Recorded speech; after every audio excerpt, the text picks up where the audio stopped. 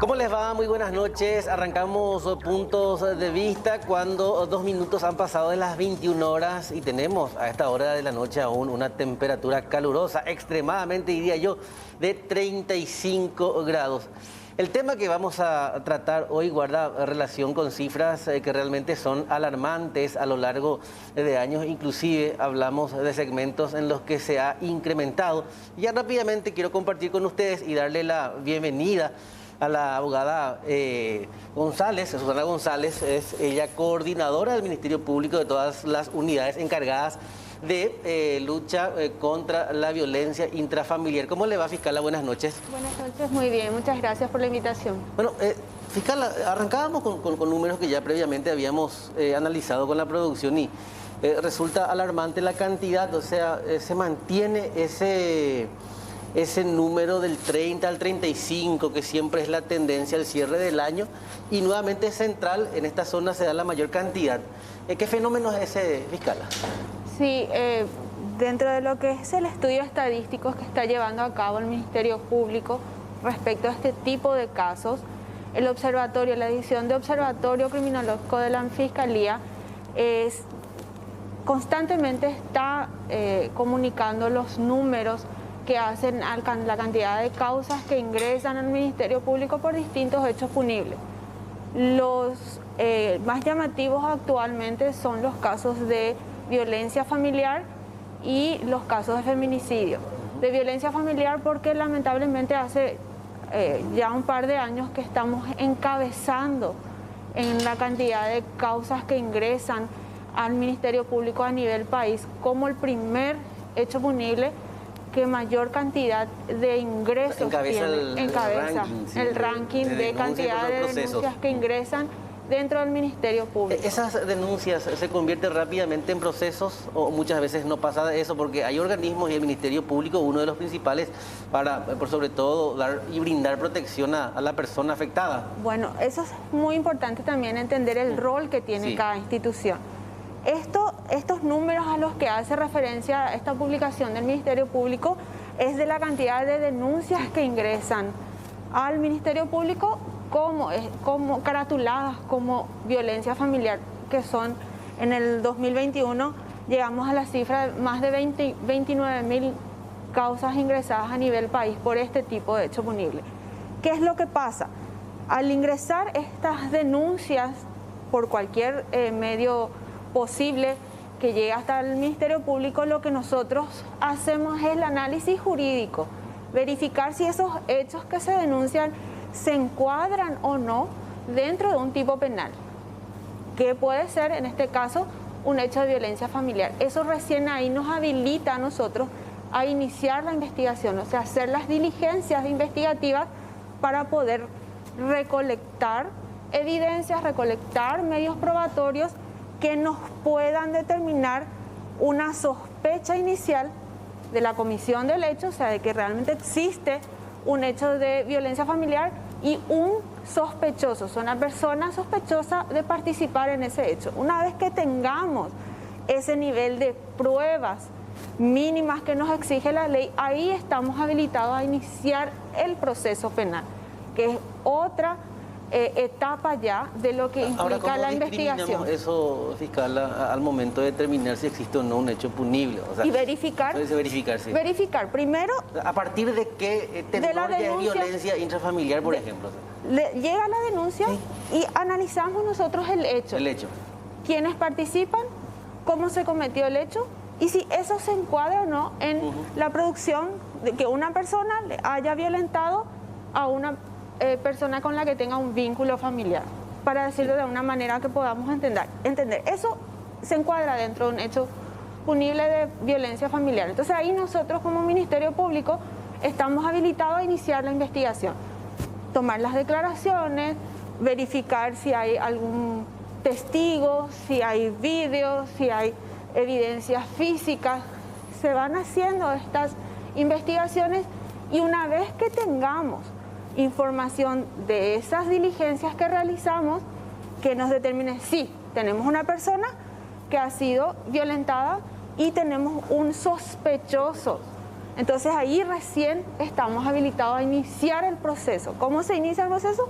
Con la presentación de la imputación ante el juzgado penal de garantía. Ahora, una situación muy particular que se da es aquella que inicia con la famosa frase "no me quiero meter en un problema de parejas". O sea, una de las principales excusas por las cuales muchas veces no se reacciona a tiempo. Por eso la siguiente pregunta: ¿quiénes pueden denunciar un hecho de violencia intrafamiliar si es que, por ejemplo, la víctima está en un estado de sometimiento y negación? Cualquier persona que tenga conocimiento. Sí. Cualquier persona. Y justamente ha ocurrido en estos últimos años que hemos tenido inclusive, han ingresado denuncias de personas, de terceros que ni siquiera conocen a las víctimas que observaron el hecho, que observaron fueron testigos. Ocurrió el hecho, llaman a la policía y con eso se toma ya la primera intervención de, en este caso, la Policía Nacional. Cualquier persona que sea testigo o que tenga conocimiento de una situación de violencia dentro de un ámbito familiar tiene no solo digamos, que puede realizar la denuncia, sino tiene la obligación de realizar la denuncia. Ahora otra situación que se da y se ha cuestionado mucho, porque cuando hablamos, por ejemplo, llegamos ya a los casos de feminicidio, fiscal, por ejemplo, aquella frase dicha por algún testigo, algún vecino, un familiar, nosotros ya le denunciamos varias veces y la policía no hizo nada, por ejemplo. O cuando dicen que ya había restricciones en contra de la persona, pero igual seguía violentando. Por lo general lo que se clama en ese momento es una falta de reacción, pero ¿qué respuesta se le da, por ejemplo, a esa gente? Tenemos que tener en cuenta, por eso menciono que es importante conocer el rol de cada institución. El Ministerio Público es órgano acusador. Acusador, sí. ¿Qué significa eso? Que tiene bajo su responsabilidad presentar un caso jurídico ante el órgano jurisdiccional, que es el juez penal de garantía, y después llevar y discutir la causa ante un tribunal de sentencia. Esa es la responsabilidad del Ministerio Público. Quien tiene, en el caso de protección a la víctima, existen dos leyes establecidas que hacen referencia a medidas de protección. La ley 1600 y la ley 5777/16, que establecen medidas de protección que deben ser emitidas por el juzgado de paz, que tienen como fundamento principal, justamente como su nombre lo dice, proteger a la víctima. Las leyes establecen distintos tipos de medidas que el órgano jurisdiccional puede emitir. Las que más conocemos son las órdenes de restricción, de exclusión del hogar, inclusive puede, de acuerdo al nivel de riesgo que tiene la víctima, puede inclusive ordenar una protección policial de todo tiempo. Esto normalmente se ordena a la Policía Nacional a su ejecución y a su cumplimiento. Eso es para la protección de la víctima. Porque el Ministerio Público lo que hace es investigar si el hecho ocurrió y presentar el caso ante el juzgado dentro del proceso penal. Ahora, con respecto a las denuncias de violencia intrafamiliar y en cuanto a la relatividad de los casos, ¿qué es lo más difícil de probar en un juicio, por ejemplo, a veces fiscal, así es que existe esto al momento de que ya el sospechoso esté en el banquillo de los acusados? O sea, claro, la defensa siempre va a tener sus argumentos para la defensa, valga la redundancia. Y lo que, digamos, nos encontramos con mayores obstáculos a los efectos de el caudal probatorio que nos exige la ley, tiene que ver muchas veces en los hechos, sobre todo de violencia psicológica. Porque para poder probar, para que nosotros podamos decirle a un tribunal, señores jueces, esta persona cometió un hecho de violencia psicológica contra la víctima, necesitamos, en primer lugar, tener la información de parte de la víctima. En segundo lugar, necesitamos tener la información a través de técnicos profesionales especializados. Y el Ministerio Público en esta área trabaja con un sistema multisectorial. O sea, nosotros trabajamos con la policía, con los psicólogos forenses, con los asistentes sociales, con los médicos forenses, con el laboratorio forense. O sea, es multisectorial el abordaje que se hace para la investigación de este tipo de hechos por las características especiales y particulares que tiene este hecho. Y uno de los obstáculos principales a nivel de investigación y de caudal probatorio con el que muchas veces nosotros como órgano acusador nos encontramos es obtener esa información clara y precisa de parte de la víctima. Recordemos que hay un elemento diferenciador de los demás hechos punibles. Hay un vínculo entre la víctima y el victimario que muchas veces, en la mayoría de las veces de los casos, hace que esta víctima se encuentre todavía vinculada y sometida a su victimario, y eso hace que le cueste y que sea mucho más difícil para ella dar esa información de la que nosotros precisamos para poder presentar un caso con los estándares mínimos que nos exige la ley para llevar a un juicio oral y público.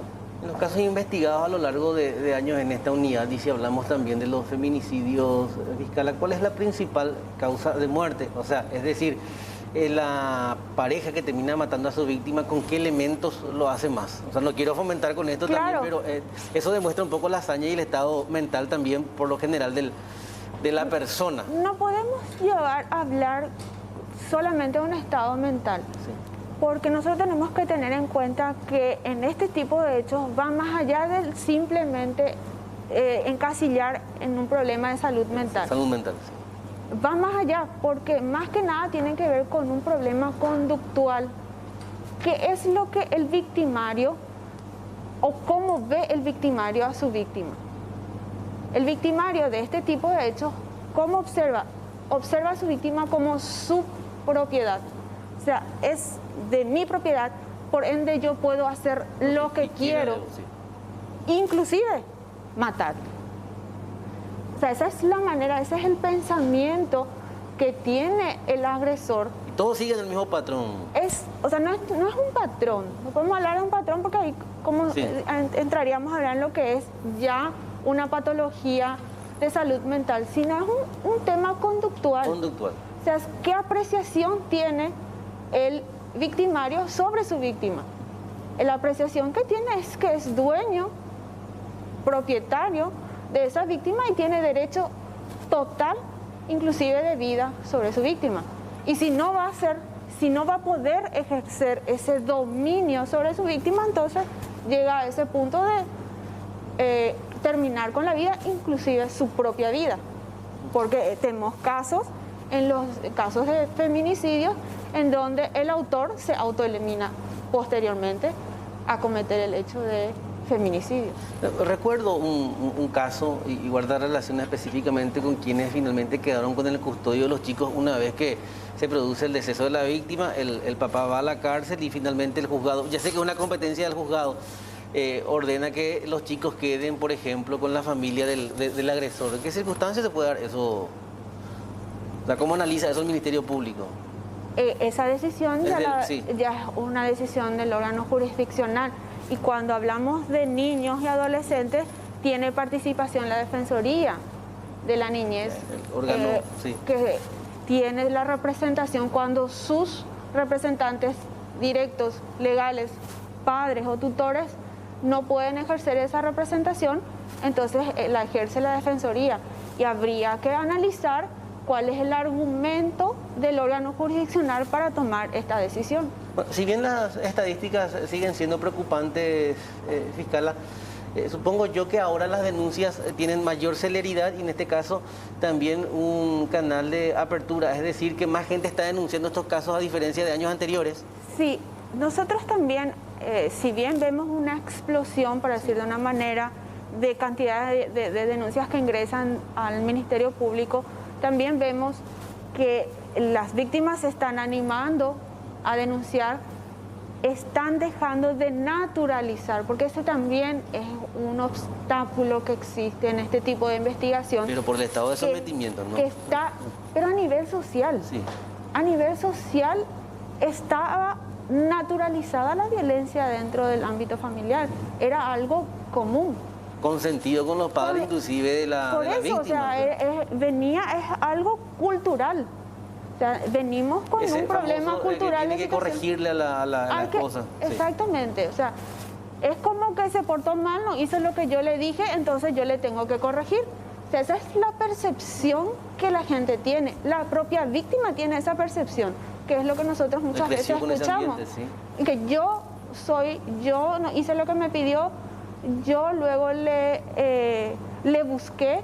Entonces empieza con las campañas que se hacen, las personas empezaron a darse cuenta de que no estaba bien, que no corresponde ejercer ese tipo de violencia. Entonces la gente las propias víctimas empezaron a denunciar. Y después otro fenómeno, que ese no te metas, es una cuestión de pareja, eso también estamos dejando de lado y la ciudadanía está empezando a involucrarse. Y tenemos testigos hoy día en los juicios, cosas que hasta hace unos años era casi imposible obtener un testigo de vecinos o familiares que se animen a ir a declarar en un juicio oral. Hoy sí estamos teniendo condenas gracias a testimonios de familiares o vecinos que observaron los hechos de violencia. Fiscal, este es un tema que tiene gran impacto porque los hechos de feminicidios causan mucha conmoción por sobre todo, y también nosotros somos un canal de concienciación y orientadores también, y supongo que ese rol ha de tener el Ministerio Público. Por eso rápidamente 856-25-000, supongo que habrán consultas con respecto a las denuncias, y ya llegaron los mensajes. ¿Cuál es el origen de la violencia de la pareja? Una cuestión conductual que usted decía recién, fiscal. Principalmente. Tampoco podemos obviar las situaciones de patologías de salud mental, que ya las abordamos de manera distinta, pero en el mayor porcentaje es un tema conductual, pero a nivel social. Bueno, tenemos más 856-25-000. Rápidamente la gente empieza a consultar. Excelente, fiscala. Pero hay mujeres que denuncian sin motivo y el juzgado lo primero que es sacar al hombre de su propia casa, aunque el hombre se mate trabajando. Bueno, son mensajes que vamos a tener que leer también, fiscala, pero en la mayoría de los casos, ¿cómo se da esto? O sea, ustedes tienen que probar. Claro. Sí. Eso es justamente lo que es importante que se pueda entender. Que una cosa es la denuncia que hace un ciudadano. Otra cosa es lo que nosotros podemos presentar como un caso, porque solamente nosotros podemos o estamos habilitados legalmente a iniciar un proceso, a establecer un caso penal si tenemos medios probatorios, o sea, si tenemos pruebas. Si no tenemos pruebas suficientes, la ley procesal es bien clara. No estamos nosotros habilitados a llevar un caso a un juicio oral si no tenemos las pruebas para poder probar en el juicio que ocurrió el hecho y que nuestro sospechoso es el autor del hecho. Si bien no quiero desenfocar mucho el ámbito del feminicidio, fiscal, pero en la mayoría de los casos son también los hombres quienes denuncian a sus parejas, a las mujeres, o no se da. En los casos de violencia familiar, ¿cómo se tipifica eso? O sea, ¿a quiénes involucra la violencia intrafamiliar, que no solo se limita a las parejas, por ejemplo? No. Lo que hace el tipo penal de 229 hace referencia a situaciones de violencia que se producen en el ámbito de la convivencia familiar y involucra a cualquiera de los componentes de una familia. De ese núcleo, sí. Que puede ser víctima, puede ser la mujer, puede ser el varón, puede ser los padres, hijos, abuelos, tenemos de distintas, entre hermanos, o sea, tenemos de distinta conformación del núcleo familiar, ¿verdad? La fiscal, una situación que se da, porque me toca cubrir muchos casos relacionados a estos, y me decía uno de los últimos que la fiscalía se dio por enterado del caso una vez que recién la familia fue al Ministerio Público a denunciar, porque el nexo, o sea, la denuncia no fue presentada por la policía, el escrito, el acta de procedimiento al Ministerio Público, por eso no intervenía aún. O sea, se da eso también. O sea, muchas veces escuché ya que denuncian la inacción de la policía. Sí, nosotros, como les menciono, nosotros tenemos estructuralmente tenemos el Ministerio Público, tiene una oficina de denuncias. Esta oficina de denuncias justamente está encargada de recibir todas las denuncias que pueden ser a través de la información policial o inclusive a través de la toma de la denuncia de manera física a las víctimas. Nosotros recibimos, si la Policía Nacional recibió una denuncia, pero no remite sí, esa denuncia al Ministerio Público, es imposible que nosotros podamos actuar si no tenemos conocimiento oficial de esa denuncia. O sea, pero el punto de la familia por lo general es muchas cosas se hubieran evitado si es que la policía pasaba, como se utiliza en términos comunes, rápidamente la denuncia al Ministerio Público. O sea, se iban a activar los órganos protectores más rápido. Hay negligencia en ese sentido. Habría que analizar cada caso si es así o no. Pero lo que tenemos que también tener en cuenta es que hay un protocolo de actuación interinstitucional en casos de violencia. Y en ese protocolo interinstitucional hace referencia a qué es lo que la Policía Nacional debe hacer al recibir una denuncia. Comunicar al Ministerio Público, pero también al Juzgado de Paz, para que el Juzgado de Paz de manera inmediata emita las órdenes de medidas de protección. Y el Juzgado de Paz no solamente puede emitir las medidas de protección, sino hacer un seguimiento a esas medidas. O sea, consultarle, por ejemplo, a la Policía Nacional o a alguna otra institución a quien le ordene la aplicación de una medida de protección, en qué condiciones está ejecutada esa medida de protección. Porque nosotros lo que hacemos como Ministerio Público es solicitar al órgano jurisdiccional una medida cautelar que tiene como objetivo principal la protección del proceso penal. ¿Qué es lo que más desconoce la gente en cuanto a estos procesos? Y lo que Todo vemos esto que estamos hablando, esto es lo que estamos hablando, este procedimiento, o sea, ¿quién ordena las medidas de protección? Las medidas de protección no las ordena el fiscal, las ordena el juez de paz de la localidad donde vive la víctima. Ahora, y además de ir canalizando las denuncias y presentar todos los elementos probatorios, ¿existe alguna función añadida a esta unidad especializada, fiscala? ¿O es netamente investigativa? O sea, ¿sí tiene un rol también de promocionar un poco la lucha contra la violencia? Sí, o sea, estamos también nosotros más que nada también enfocados a dar a conocer a la ciudadanía cuál es nuestro rol. O sea, en qué momento estamos habilitados nosotros como Ministerio Público a actuar y hasta dónde podemos ir, cuál es nuestro nivel de responsabilidad. Es importante que la ciudadanía sepa, Ministerio Público es órgano acusador, o sea, tiene la obligación de recolectar medios de pruebas, o sea, pruebas durante la etapa de investigación, trabaja con los investigadores, que existen varios tipos de investigadores, trabaja con los investigadores, quienes son los que le traen la información, el fiscal analiza esa información de manera jurídica, si es pertinente y si es legal la obtención de esa información, arma el proceso y presenta la causa ante el juez, quien tiene que decidir si se pudo o no comprobar la comisión del hecho y la participación del sospechoso. Fiscal, usted como delegada nacional de todas los ministerios encargados específicamente de la lucha contra la violencia familiar, o sea, recibe periódicamente registros de todos sus colegas, no solo de las unidades especializadas, sino a nivel país en cuanto a denuncias, o sea, analizan los números. Sí, o sea, justamente una evaluación del desempeño de todos mencioné, ellos. Hay una oficina que es el Observatorio Criminológico que está del Ministerio Público, que reporta de manera directa a Fiscalía General, que es la oficina que va recolectando las informaciones de datos a los efectos de establecer las estadísticas. En cuanto al análisis de la actuación del agente fiscal, existe también una unidad dentro del gabinete fiscal que hace estos análisis y hacen auditorías de gestión cuando surge alguna situación en un caso particular, y eso todo se eleva a Fiscalía General para que tome la decisión que corresponda, ¿verdad?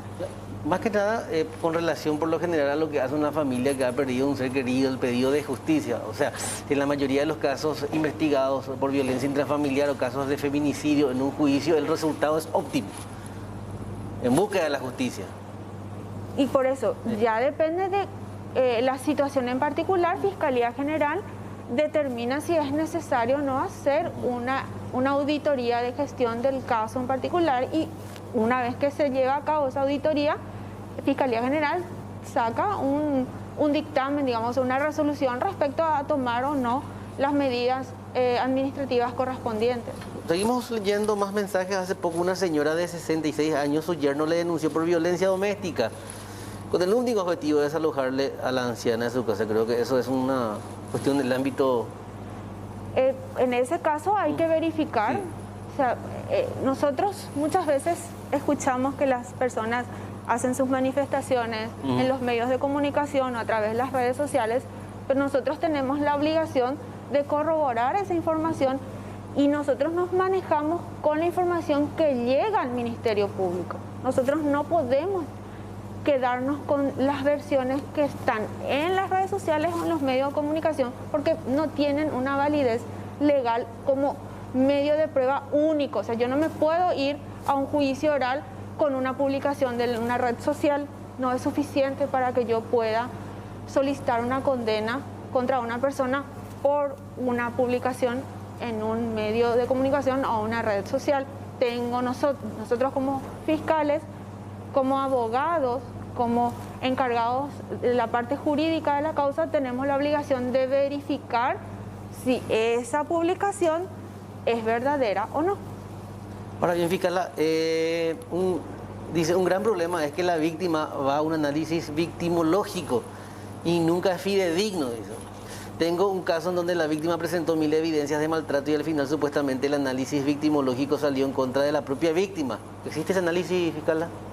Hay una evaluación psicológica realizada por los psicólogos forenses del Ministerio Público. Son técnicos, peritos técnicos que hacen evaluaciones a los efectos de verificar si la persona fue o no víctima de una situación de violencia. Hay un informe, pero que se realiza con técnicas aceptadas a nivel internacional. Fiscal, se me estaba olvidando de preguntar algunos casos muy específicos, no solo de violencia física, como los de la intrafamiliar, sino también aquellos de hostigamientos, amenazas, los famosos mensajes de texto, las llamadas, un estado inclusive obsesivo de la pareja hacia una persona y que manifiesta inclusive hasta este tipo de amenazas contra la misma. Eso se puede determinar en un juicio, o sea, se puede imputar a una persona por amenazar. Claro, sí, sí, depende del violencia nivel psicológica escrita. Por eso depende del nivel a que podamos llamar o no. Ese hostigamiento podría considerarse una situación de violencia psicológica. Si tenemos, justamente lo que hablé al inicio de la conversación, si tenemos suficiente caudal probatorio que pueda determinar, que sea suficiente para que el juez de sentencia se convenza de la teoría que nosotros estamos presentando, claro que podemos llevar a un juicio oral la causa, siempre y cuando tengamos ese caudal probatorio suficiente. No se ve el trabajo, a ver, burocracia total tratando a la familia de la fallecida en trauma total, deben ir a hacer todo, dejan mucho que desear, es una, no sé a qué se refiere. Eduquen al país, al hombre, de ahí a entrar, pueden empezar. Educación es importante, eso sí. Es la base de todo. Tenemos que tomar en cuenta eso de que es necesario, y la mejor herramienta para luchar contra la violencia es la educación. Porque como mencioné, estamos hablando de un fuerte contenido cultural en cuanto a lo que hace a la conducta de las personas violentas. Entonces, ¿cómo cambiamos ese elemento cultural? La única manera de cambiar es a través de la educación. Me llamó la atención esta pregunta. Buenas noches, me gustaría saber dónde acudir cuando hay violencia intrafamiliar, pero el victimario es paciente psiquiátrico. Sí. ¿Qué situación? Estamos, desde el advenimiento de la pandemia, hemos visto que ha habido como un brote de situaciones de personas que en estados inclusive de arranque psicóticos por patologías de salud mental.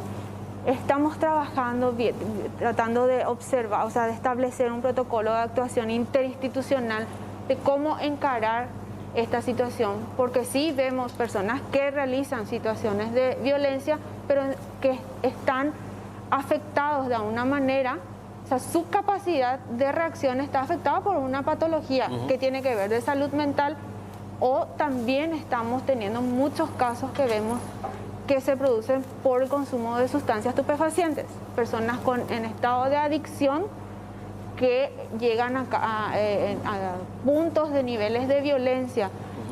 Y el abordaje del Estado tiene que ser distinto, porque estamos hablando ya de un caso de salud pública. Ver la manera de encarar. Las denuncias las recibimos o las recibe la policía o las recibe el Ministerio Público, pero en ese caso los familiares lo que tienen que tener en cuenta que la primera respuesta tiene que ser del sistema de salud, no del sistema penal. Se tendría que acudir primeramente a, por ejemplo, si es una persona con un problema de salud mental, al hospital de referencia, que sería el hospital psiquiátrico, y pedir la intervención del sistema de salud, que tiene que ser responsable de abordar esta situación. Creo que la pregunta va a ser la misma, pero ¿cómo en el momento de tener que investigar un caso de violencia y si se trata de una persona psiquiátrica o adicta a las drogas, o sea, eso es determinante? Claro, es determinante, porque nosotros tenemos que saber un elemento principal para poder aplicarle una condena a una persona, es que esa persona sepa lo que está haciendo y pueda manejarse conforme a ese conocimiento, o sea, que sea reprochable. Si la persona no es reprochable, no se le puede aplicar una condena. El Estado debe abordar esa situación de otra manera, unas medidas de mejoramiento que tendría que ser ya con participación de la salud pública. Ahora, ¿aumento de casos de violencia intrafamiliar relacionada al consumo de drogas existe? Muchísimo, lamentablemente muchísimo. Directamente proporcional al consumo también, porque mucha gente comenzó a consumir aún más durante la pandemia, y tengo entendido que durante la pandemia, los días más rígidos de las medidas sanitarias, también aumentaron las denuncias por casos de violencia intrafamiliar. Como que se disparó un poquito, ¿no? Aumentaron no las que llegaban directamente desde la comisaría, sino desde la intervención policial, o sea, situaciones de violencia ya extrema, violencias físicas graves, en donde el personal policial ya tenía que intervenir y se le agarraba en flagrancia, y veíamos a las víctimas expuestas, totalmente golpeadas, lastimadas. En ese tipo de casos hubo un bastante aumento. En cuanto a las denuncias que se recibían directamente de las comisarías, disminuyeron porque la gente no podía salir de sus casas para ir a hacer la denuncia. Entonces, ¿qué pasaba? Se quedaban. Por eso, ¿qué pasaba? Se quedaban en sus casas, la violencia aumentaba el nivel, y llegábamos al punto de violencias físicas extremas, en donde ya tenía que entrar el personal policial muchas veces hasta para salvarle la vida a la víctima. ¿Eso como fenómeno de la pandemia? Vimos eso sobre todo en esa cuarentena estricta que hubo.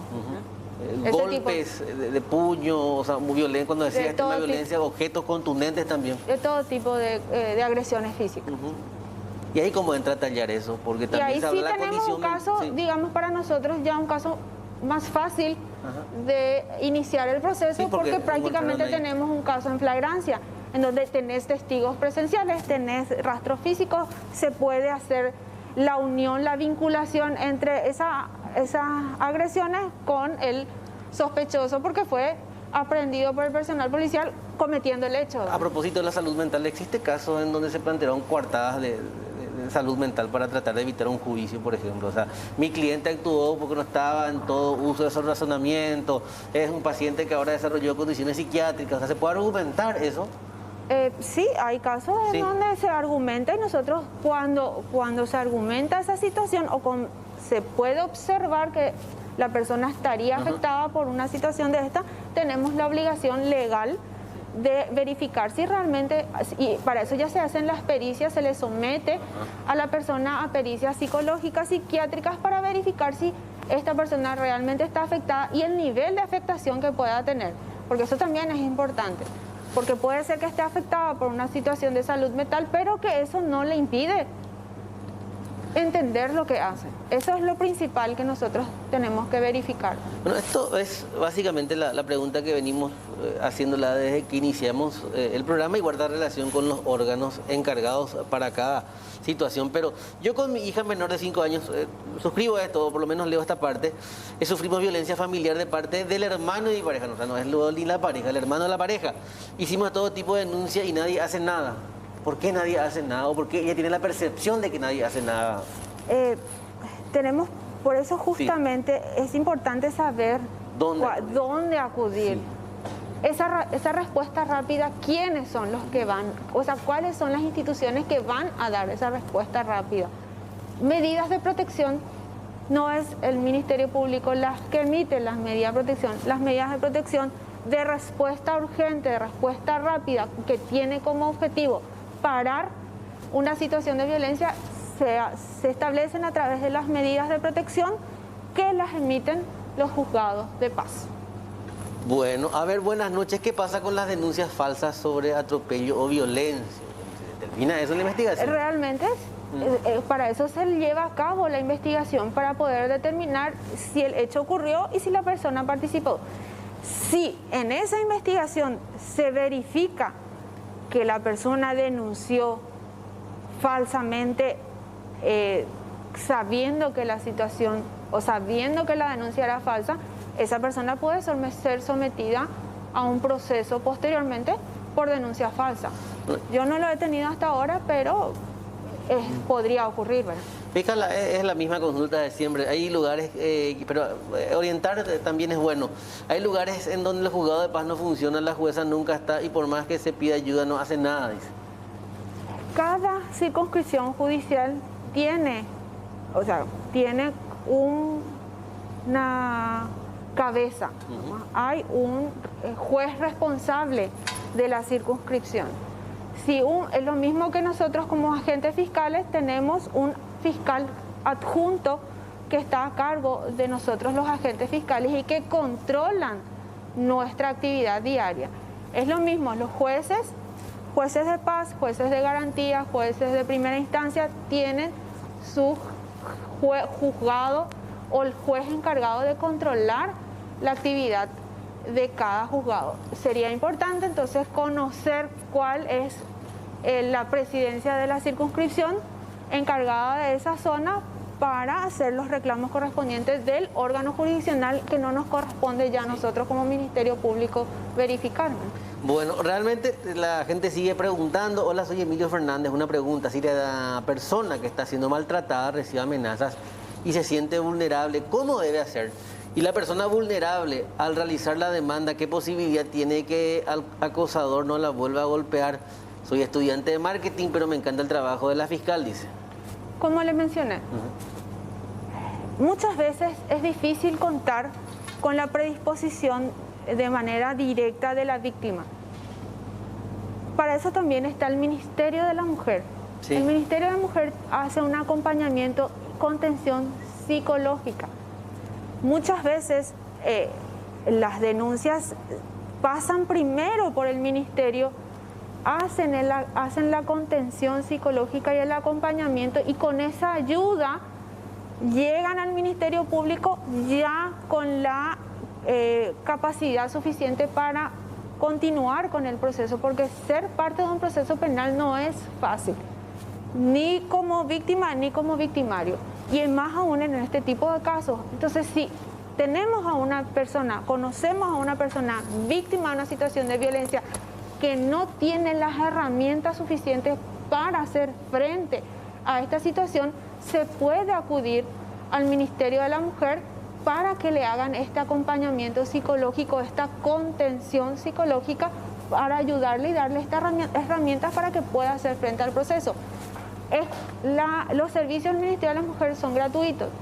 Si no se puede llegar de manera personal al edificio donde se encuentra el ministerio, está la línea Fono Ayuda 137, gratuita, que se puede pedir, y 24 horas, inclusive hay psicólogos que están atendiendo a las víctimas. Este punto es muy importante, fiscal, teniendo en cuenta que mucha gente, como decíamos, no sabe en dónde acudir, pero sí muchas veces centralizamos esto y hacemos que pueda llegar, por ejemplo, a Ciudad Mujer o a la Secretaría de la Mujer, como usted decía, a partir de ella comienza a canalizar, porque es muy efectivo el trabajo que realizan en el Ministerio de la Mujer a través de Ciudad Mujer, muchos casos inclusive que terminaron en buen puerto o con las medidas de seguridad a la persona vulnerada. ¿Qué pasa cuando la víctima llega a someterse psicológicamente, cuando hay denuncia y evidencia y puede salir con medida alternativa si mucha denuncia o sea, si hay mucha denuncia de maltrato, o sea, el agresor es reincidente, son varias las denuncias, pero igual él obtiene medidas alternativas? Bueno, hay que tener en cuenta justamente, hay una confusión en lo que son las medidas de protección y las medidas cautelares dentro del proceso penal. La ley es bien clara. Si yo como agente fiscal no puedo probar durante el proceso que haya un peligro de fuga o un peligro de obstrucción en el proceso, yo no puedo pedir prisión preventiva contra una persona. La persona tiene que cursar todo el proceso en libertad. O sea, esa es la regla. Solamente si es que o se va a fugar o puede obstruir el procedimiento, nosotros como fiscal estamos habilitados a pedir la prisión y el juez penal de garantías a ordenar la prisión preventiva de una persona. O sea, la ley es clara y establece requisitos bien claros para que se pueda aplicar la prisión preventiva contra una persona. Por eso es que se establecieron las medidas de protección que son independientes a las medidas cautelares del proceso. Puede obtener una medida alternativa a la prisión, pero va a tener las medidas que provienen del acercamiento a la persona. Ahora, ¿qué pasa cuando viola esa medida? Se le puede abrir un proceso por desacato del incumplimiento de la medida del... ¿Y eso pasa otra vez por el Ministerio Público? Sí. ¿O el juzgado también? Pero ¿cómo pasa? Sí. Solo si es que el juez remite y hace la denuncia. Si viene desde la policía, nosotros no podemos porque la ley es clara. Tiene que ser el juzgado o el órgano jurisdiccional que emitió la resolución que fue incumplida la que tiene que comunicar al juzgado. Entonces, ¿qué es lo que tiene que hacer la víctima? Sí. Tiene que comunicar al juez. Directamente al juez, decirle, señor juez, esta persona, usted le dijo que no se tenía que acercar y el tal día, tal hora, se acercó. Por favor. Entonces ahí el juez remite la causa para que se abra otro proceso por desacato. Ahora, ¿el juez le puede pedir pruebas de que se acercó o claro, la simple denuncia de...? Normalmente con la simple denuncia remite ya al Ministerio Público. Tiene que haber celeridad. Entonces, ¿qué es lo que hace? Ahí es el Ministerio Público el que empieza a recolectar la información. ¿Cuándo, dónde, en qué momento, qué tenés, qué pruebas tenés? Muchas veces pasa, le grabó, le filmó. Hoy día tenemos elementos para filmar, sacar fotografías, todo sirve. Ojalá, ese punto fue muy importante porque de repente hasta nosotros desconocíamos ese procedimiento de que el juez debe remitir una orden sobre el desacato, o sea, la víctima tiene que conversar. Comunicar al juzgado. Eso se puede hacer por teléfono, le llaman al juez, no creo que sea el canal. Lamentablemente tiene que llegarse al juzgado. Todavía nos manejamos un poco por ese lado, en lo que es en la parte de procedimiento. Pero si ella se siente... llamar a la policía, o sea, llamar a la policía, le muestra, acá está la orden, no se puede hacer canto, entonces la policía agarra y le lleva. Sí. Exactamente, también, le lleva. Ahí es cuando también entra a tallar el trabajo de la Policía Nacional. Llama a la víctima, esta persona atiende y tiene que haber una inmediata reacción. En el protocolo de actuación... Y ahí puede quedar detenido, o sea, ¿cuáles son sus derechos en ese momento? Bueno, le puede llevar, pero si no hay una orden judicial, no va a poder estar mucho tiempo privado de su libertad. Va a estar demorado. Va a estar aprehendido por incumplimiento máximo 6 horas. ¿Y ese es el tiempo que tiene la víctima? La víctima para conocer el hecho al juzgado de paz para que se remita la causa a... Pero de hecho queda el precedente que estuvo en la comisaría unas horas, eso también analiza el juez, que la policía tuvo que intervenir. Toda la información. Ahí es importante el rol de la policía fiscal, o sea, que intervenga de manera inmediata para que todos los organismos funcionen. Así es. En el protocolo, que mencioné, el protocolo de actuación interinstitucional, el protocolo le establece a la Policía Nacional que debe dar prioridad a este tipo de denuncias. Debe ser prioridad para la Policía Nacional cuando recibe las denuncias. Tanto es así que la Policía Nacional también tiene unidades especializadas en las comisarías, de violencia. Hay 4 comisarías en Asunción, 4 comisarías especializadas. 15, séptima. Sexta que está sobre Mariscal López. 15 séptima, Séptima que está en sexta, Pinoza, la 15 de Fernando de la Mora. y la novena. La novena, la comisaría novena, que está en Barrio Jara. A ver, hola, yo sufrí 8 meses, maltratos, hostigamientos, 5 meses. Esperaron muchísimo tiempo para actuar la policía, todo luego, esa persona tendría que estar presa. Yo meses llorando, totalmente vulnerable y maltratada psicológicamente.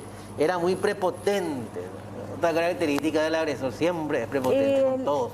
Exactamente. Sí. O sea, eso, porque como mencioné, considera Sí. que tiene derecho de actuar de esa manera. Y si nosotros nos vamos y le decimos, no tenés que hacer así, ¿qué es lo que primero dice? Se revela. Porque si yo estoy actuando con... O sea, es mi derecho actuar de esta manera.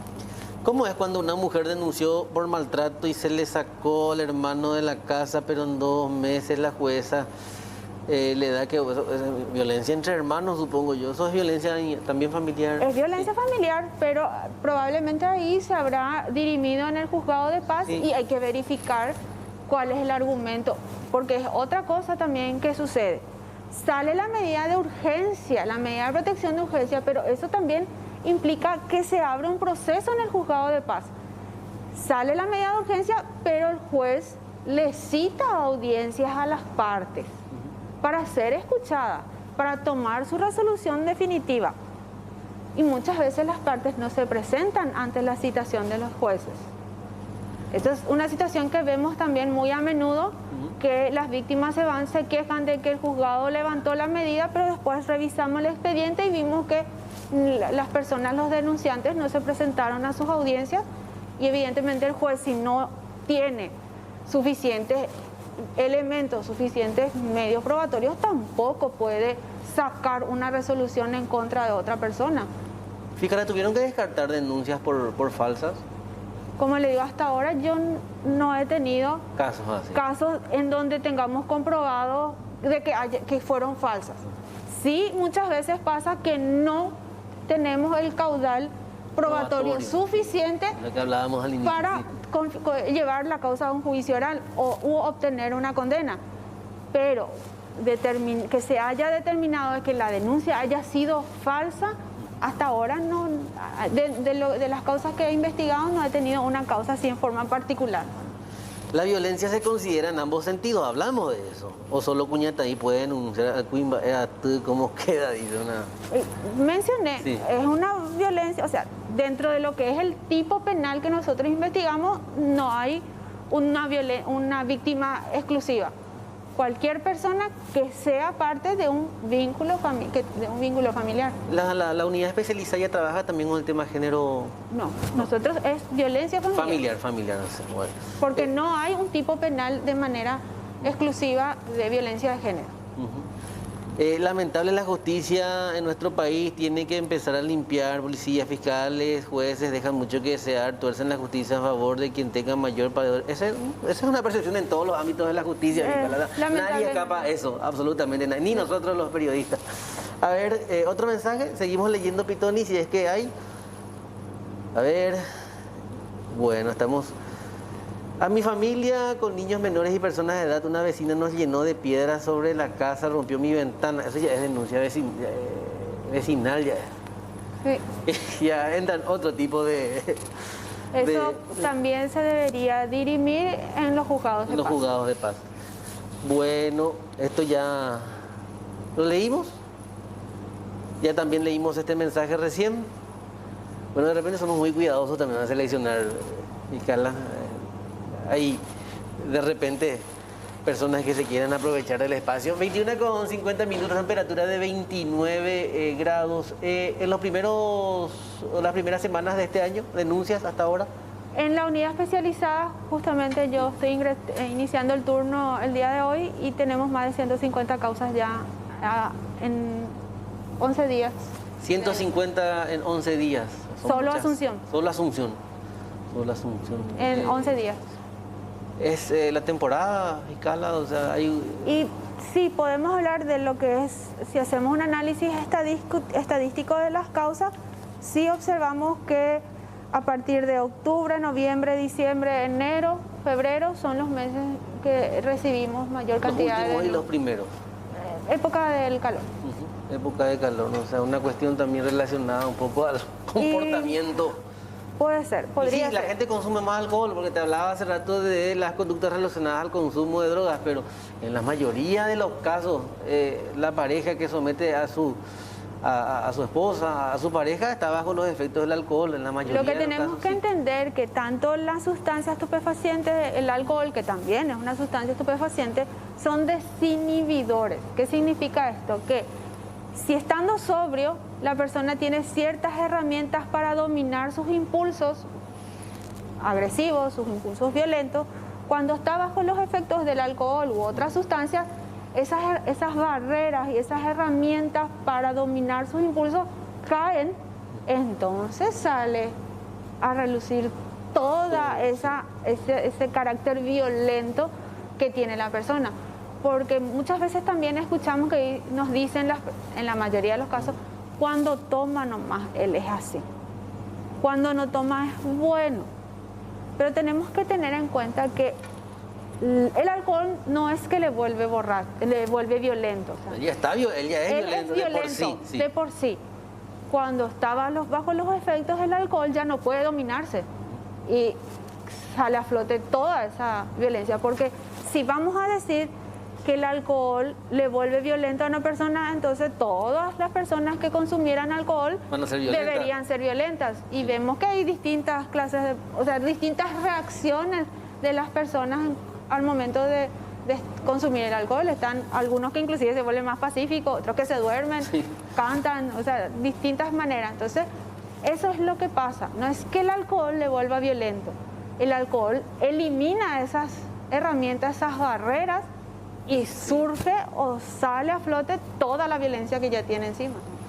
Una consulta que hacer en caso de una víctima de violencia que no hace su denuncia, su pareja es reincidente, vive con la víctima, hay menores de por medio. Y la persona que tiene conocimiento puede hacer la denuncia. Y ya las instituciones encargadas van a verificar la manera de poder abordar esa situación y verificar si es posible o no obtener la información para iniciar un proceso. Pero en el caso de los niños, ¿procesan denuncias de violencia en contra de los niños? También, sí, de parte de los padres contra los hijos. Y asociada directamente, el papá que le golpea a la mamá también directamente lo hace a los niños. Tenemos mamás también que de repente se exceden en la corrección, entre comillas. Tenemos casos del padre que violenta a la madre y a los hijos, o que violenta directamente a los hijos, o que violenta a la madre, pero a veces no a los hijos. Pero son testigos de la situación de violencia del padre. Muchas veces son víctimas directas porque sufren directamente la agresión, o son testigos de esa situación de agresión que se dan entre los padres. Si bien también hay una unidad especializada en casos de abuso en menores, ¿ustedes ya canalizaron denuncias en las cuales hubo violencia familiar, abuso en los hijos, abuso? Sí, si la denuncia inicial se da por una situación de violencia y surge en la investigación que hay otros hechos, sí, nosotros nos encargamos de investigar también esos otros hechos, ¿verdad?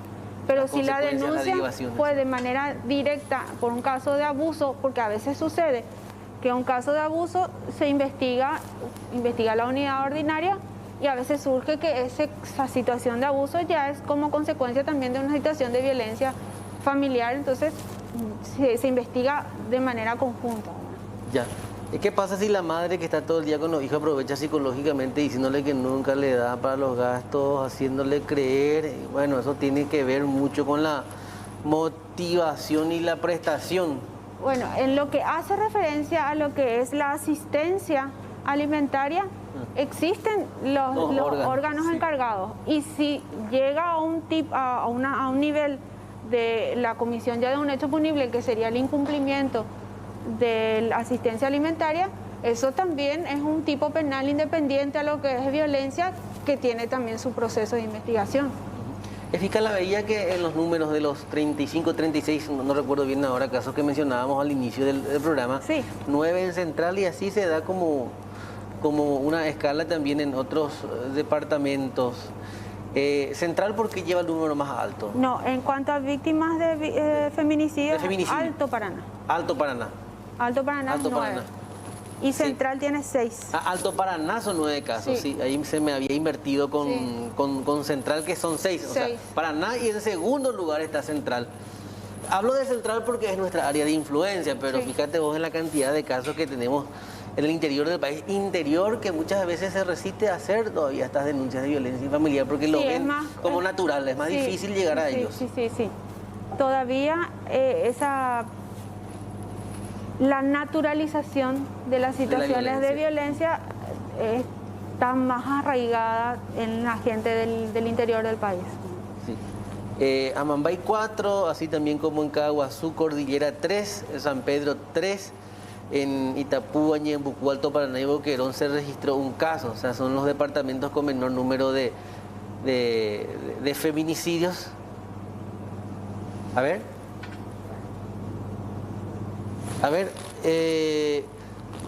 ¿qué ocurre con las mujeres que agreden a sus parejas? Hombres, arañazos, bueno, los términos vamos a evitarlos, pero también decía la fiscal, hay casos y casos, o sea, también hay hombres que denuncian a las mujeres. Se reciben denuncias también, recibimos también nosotros denuncias teniendo como víctimas a hombres, sí. Fiscal, y se hace la investigación igual de la misma manera que si la víctima, o sea, eso es importante entender, nosotros no hacemos diferenciación de tipo en lo que es violencia familiar. Feminicidio sí. Para que sea un feminicidio, para que sea considerado un feminicidio, sí, la víctima tiene que ser mujer. Y esta es una excusa también, la provocación. Y justamente lo que le había mencionado, que el victimario o victimaria, si vamos a hablar también de mujeres que cometen hechos de violencia, mencionan o justifican sus actuar violento mencionando o diciendo que fueron provocados por la víctima. O sea, ese es un argumento que dan para justificar esa agresión que han cometido. Pero de hecho bajo ningún concepto está justificada la violencia del hombre en contra de la mujer, o sea, no tiene que haber ni motivación. Ningún tipo de violencia. Ningún tipo de violencia está justificada a no ser que sea para protegerse. O sea,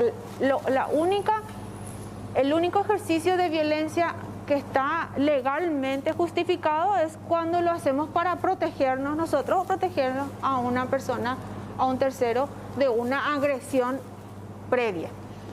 Fiscal Susana González, gracias por acompañarnos a lo largo de esta noche. Fue muy didáctica la charla, porque sobre todo las preguntas prácticamente eran las mismas, las de los televidentes, porque muchos desconocen los organismos y cuáles son las vías a seguir. O sea, si todos conociéramos las vías y los protocolos establecidos para este tipo de casos, también podríamos prevenir y mucho.